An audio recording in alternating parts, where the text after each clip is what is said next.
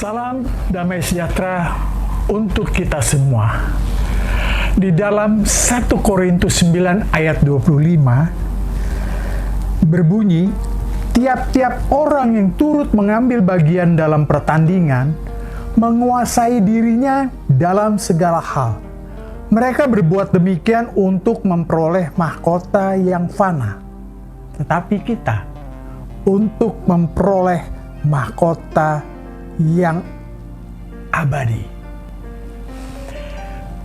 Jemaat di Korintus hidup di tengah kota yang maju, kaya, dan menjadi pusat perdagangan. Kemajuan itu membawa banyak godaan, persaingan, kesombongan, percabulan, penyembahan berhala, dan kecintaan terhadap kehormatan dunia. Keadaan tersebut juga mempengaruhi kehidupan jemaat sehingga timbul perpecahan, perselisihan, penyalahgunaan kebebasan, dan kehidupan yang tidak lagi mencerminkan sebagai pengikut Kristus. Karena itulah Rasul Paulus menulis surat kepada jemaat di Korintus. Tujuannya bukan sekedar menegur kesalahan mereka, melainkan mengembalikan jemaat kepada kehidupan yang berpusat kepada Kristus. Dalam suratnya, Paulus menggambarkan atau menggunakan gambar seorang atlet yang mengikuti pertandingan. Seorang atlet yang berlatih dengan disiplin, menguasai diri, dan rela berkorban. Tetapi demi memperoleh mahkota kemenangan yang hanya bertahan sementara. Dan juga Paulus menggambarkan orang percaya sedang mengikuti pertandingan iman dengan tujuan jauh lebih mulia, yaitu memperoleh mahkota yang abadi dari Tuhan. Karena itu, kehidupan orang percaya harus ditandai dengan penguasaan diri, ketekunan, kesetiaan, dan integritas. Pada zaman sekarang, banyak orang masih berlomba mengejar mahkota yang fana. Mahkota itu dapat berupa kekayaan, jabatan, kekuasaan, popularitas, atau kehormatan manusia. Semua itu bukanlah sesuatu yang salah apabila diperoleh dengan cara yang benar dan dipergunakan untuk memuliakan Tuhan. Tuhan tidak pernah melarang umatnya menjadi kaya. Banyak tokoh-tokoh di Alkitab yang diberkati dengan kekayaan, seperti Abraham, Ayub, dan juga Salomo. Namun Tuhan menentang hati yang menjadikan kekayaan sebagai tuan dan cara memperoleh kekayaan yang bertentangan dengan kehendaknya. Yang menjadi persoalan bukanlah kekayaannya, melainkan jalan yang ditempuh untuk mendapatkannya. Ada orang yang membangun usahanya dengan kebohongan dan kecurangan.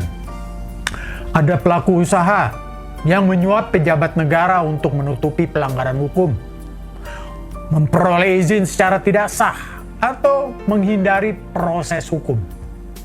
Di sisi lain ada pejabat yang menerima suap atau gratifikasi dengan menyalahgunakan jabatan yang dipercayakan kepadanya.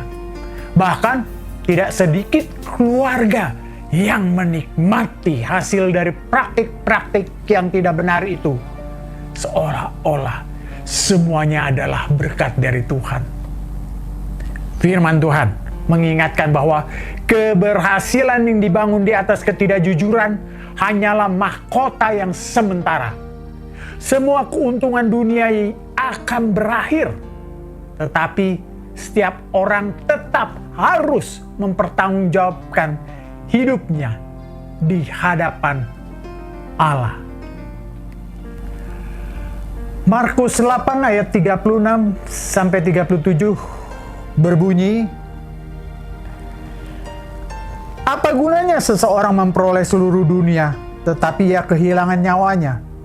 apakah yang dapat diberikannya sebagai ganti nyawanya? Ayat ini menjadi peringatan bahwa tidak ada kekayaan, jabatan, atau keuntungan yang sebanding dengan kehilangan perkenanan Allah.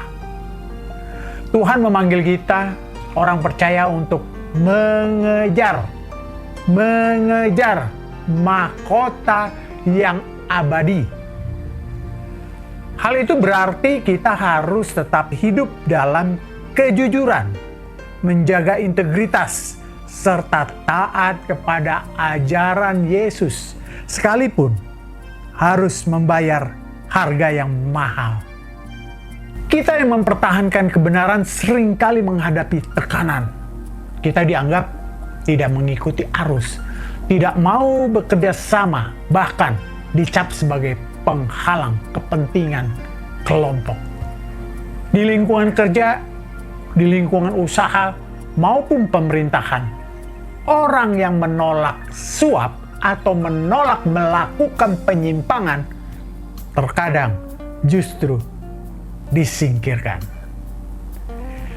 Ironisnya, pada zaman ini kebenaran dianggap sebagai sikap yang tidak loyal. Kesetiaan kepada prinsip dipandang sebagai ancaman bagi mereka yang telah terbiasa hidup dalam ketidakbenaran. Namun, sebagai murid Kristus, kita dipanggil untuk lebih setia kepada Tuhan daripada kepada sistem dunia. Integritas bukanlah pilihan ketika keadaan mendukung, tetapi karakter Kristus yang tetap dipertahankan sekalipun harus kehilangan kesempatan atau jabatan, bahkan relasi. Rasul Paulus mengingatkan bahwa seorang pelari tidak akan memenangkan pertandingan tanpa disiplin berlatih. Demikian pula kehidupan orang percaya. Kita harus terus melatih diri untuk menguasai hawa nafsu, keserakahan, keinginan memperoleh keuntungan dengan cara yang salah, dan godaan untuk berkompromi dengan dosa. Mahkota yang Tuhan sediakan bukanlah untuk mereka yang paling kaya atau paling berkuasa, melainkan bagi mereka yang setia di jalan kebenaran Kristus sampai akhir. Setiap hari kita sedang berada dalam pertandingan iman. Dunia menawarkan mahkota yang fana, tetapi Kristus menjanjikan mahkota yang abadi. Karena itu, marilah kita berlatih menguasai diri, menjaga integritas, berani berkata benar di tengah kebohongan, berlaku jujur di tengah godaan, serta tetap taat kepada Tuhan sekalipun harus menghadapi penolakan atau disingkirkan karena mempertahankan kebenaran. Jangan pernah takut kehilangan sesuatu yang sementara apabila dengan demikian kita memperoleh sesuatu yang kekal. Kiranya kelak ketika pertandingan iman kita berakhir, kita dapat berdiri di hadapan Tuhan dan menerima mahkota yang telah disediakan bagi setiap orang yang setia kepada Tuhan Yesus. Dunia menawarkan mahkota yang fana. Kristus menawarkan mahkota yang abadi. Pilihan itu ada di tangan kita. Hari ini, mari hari ini kita bersedia. Kita berlatih menguasai diri, hidup dalam integritas, dan tetap setia kepada Kristus sampai garis akhir pertandingan, agar kita memperoleh mahkota yang abadi. Bersediakah kita? Tuhan Yesus menyertai kita.